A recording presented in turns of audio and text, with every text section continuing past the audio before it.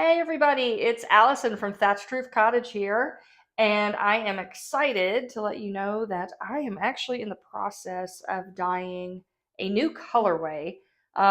So excited about this. I think it's going to turn out beautifully.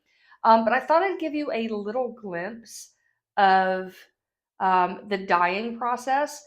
There are actually different ways that you can dye yarn. The method I'm using here is called the low immersion method. And so, it's not in a big pot with a high immersion of water. And so I used more than one color. I think they're going to go beautifully together. But there are three things that I need to dye yarn. I need heat, I need water, and I need some kind of mordant that helps the dye stick to the yarn. And because I'm using animal-based fibers here, I can either use white vinegar or I can use citric acid. And so I do a citric acid solution, and that is what will help, along with the heat, that's going to help the dye stick to the yarn. So I'm going to watch this for a little bit. I've got to get it up to 185. That's the temperature that I need to get it to. And might play around with it a little bit.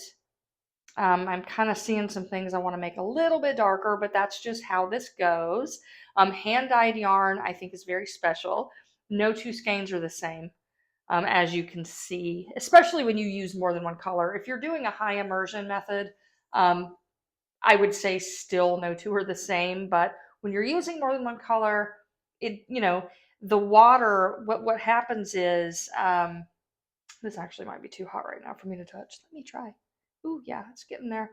But the less water you use, the more you can control where the dye goes. When I put the dye in here, the more water I have, the more it's going to travel through the yarn. I wanted it to travel a little more with this one, with what I'm picturing, how I want this to go.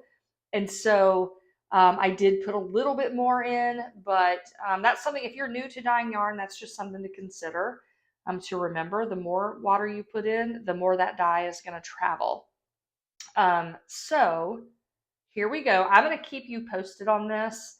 And as soon as this is finished and it's dry and it is the wonderful colorway that I am picturing it to be, I am going to definitely let you all know. So stay tuned.